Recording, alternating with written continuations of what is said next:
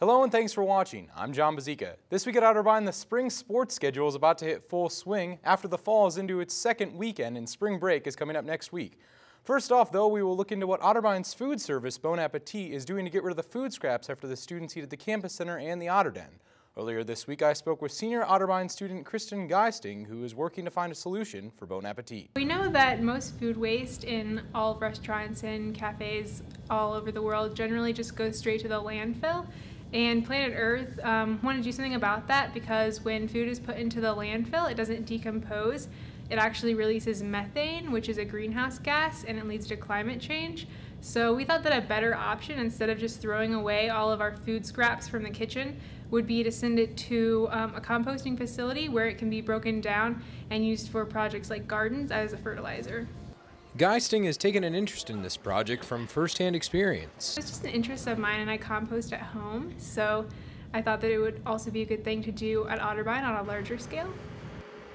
Not only is it a larger scale, but Terry McGee of Bon Appetit and Geisting have met with a company willing to take the scraps. We actually took a trip to Price Farm Organics in Delaware, which is the location that we're hoping to send the food waste material.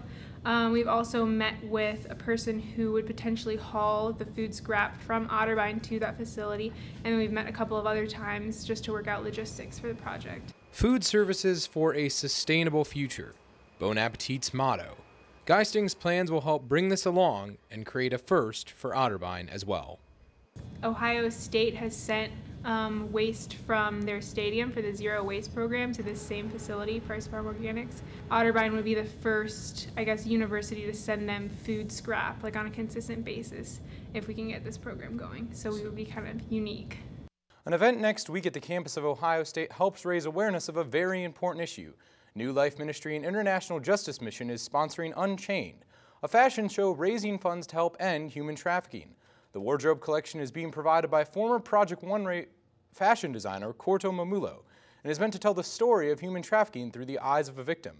The show will be held on Thursday, March 21st at 7 p.m. in the Ohio State Student Union.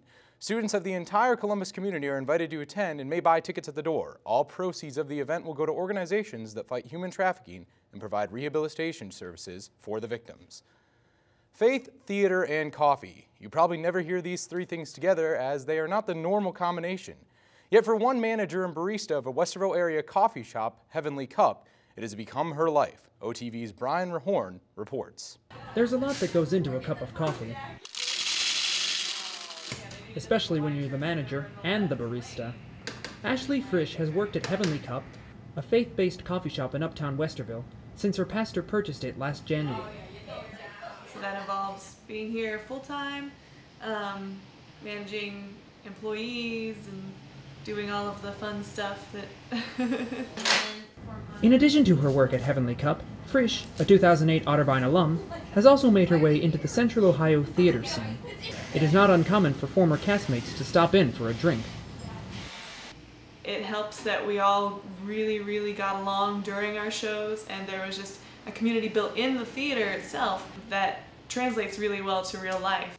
Though Frisch has typically been on the stage, she's recently taken on positions off the stage, including as an instructor at a local children's theater. These young kids get so enthusiastic about theater and about performing and breaking out of their comfort zones and learning something new, hopefully. Despite the workload, Frisch is never overwhelmed. Recently married and with new shows on the horizon, she is making her future one cup at a time. Brian Horn, This Week at Otterbein.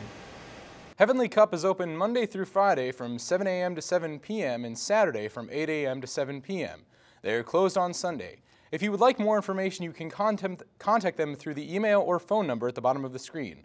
Well, that's all the time we have for the news on this week's show. I will now send it to the lovely Kendra Schwarz with Arts and Entertainment. Kendra Schwarz here with your Arts and Entertainment report. The Otterbein Theater is in full swing here in the second semester as there's a production at Cowan Hall this coming weekend. Otterbein's production of the Arthur Miller play, After the Fall, will have its last 3 shows this coming weekend. Grace Lenahan tells us more. After the Fall is a play by Arthur Miller that follows the life of a man struggling with the decisions he has made in the past. Much of the story is based on Miller's failed marriage with actress Marilyn Monroe. After the Fall stars Otterbein students Sam Ray, Afton Welsh, and Emily Manny.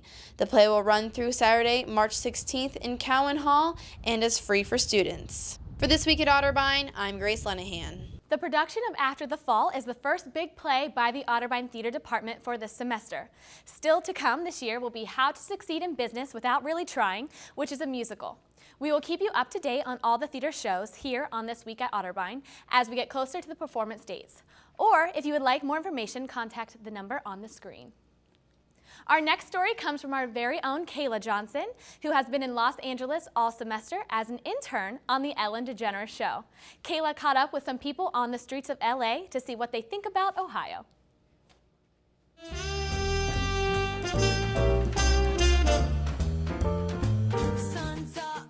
What's up, Otterbein? My name is Kayla Johnson, and I'm coming at you live from Los Angeles, California. It's a beautiful day today, about 80 degrees. I'm sorry, Ohio. I'm just saying hi, and today we are on the Hollywood Walk of Fame here in Hollywood, and we're gonna ask people all about Ohio. So I hope that they know something, or maybe they've heard of Ohio. But we're gonna have fun today, so I'm gonna show you just a little bit around the walk and what people think of Ohio. So here we go.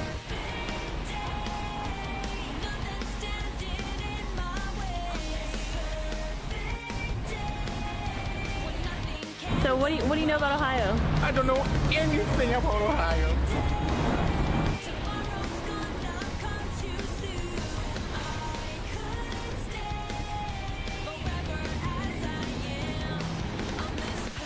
When I say Ohio, what's the first thing that comes to your mind? Ohio? Ohio. I think of like, yeah, and that with that one song, Ohio is for lovers, whatever. I don't like them. Hawthorne Heights? Hawthorne Heights. I guess that's unfortunate, but yeah, Ohio. Or I think of a football team. That's great. Oh, looky there.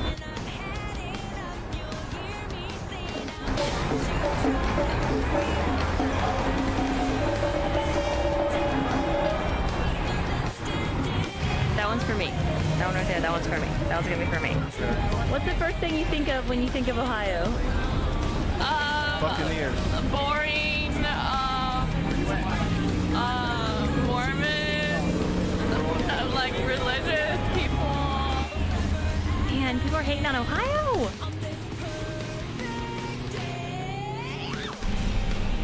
Yes, Josh Oberholzer. I don't think this counts as something from Ohio, but maybe a little bit. I mean, I brought it here.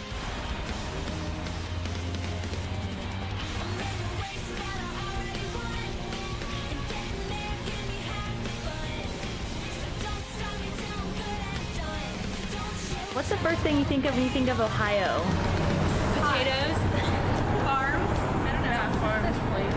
Yeah. Like it's Idaho, right? Idaho potato farm. Oh yeah, I think. Oh wait, I think you said Ohio. You said Ohio, right? Yep. Or Idaho. Ohio. I think it's farmland. Looky there. Shoot.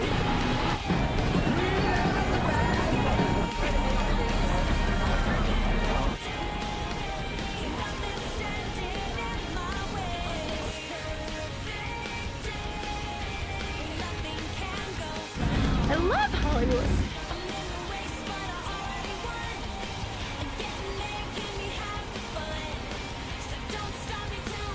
Of Hollywood, this is the famous Sunset Boulevard.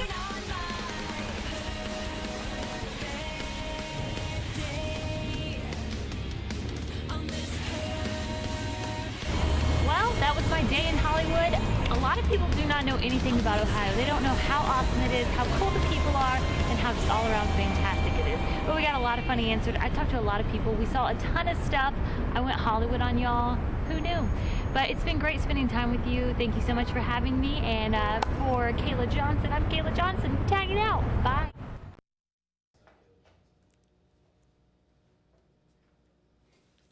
Yeah, I think you're good. Oh, there's birds. Ooh.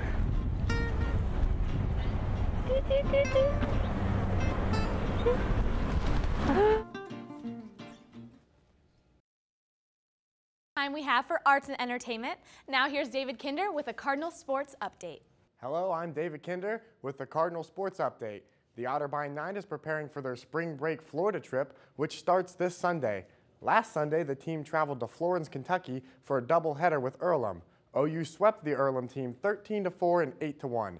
In the first contest, West Meadows picked up the victory with 6 innings of work, and Taylor Ellis struck out the 7th.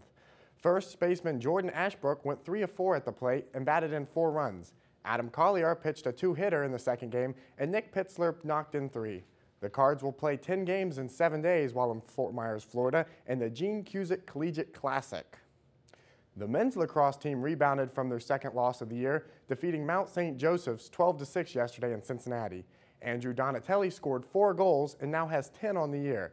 Dealing with snowy conditions throughout the game, goalie Adam Hatchard played 58 minutes of the contest and recorded 13 saves and posted a shutout in the first period. OU now stands even at 2-2 on the year and makes their spring break trip to North Carolina next week to play Ferrum.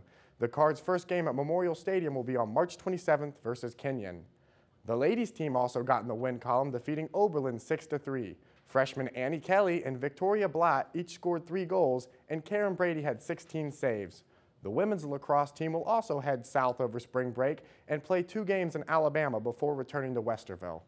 Well, that's all the time we have for the Cardinal Sports Update. We'll throw it back to John now.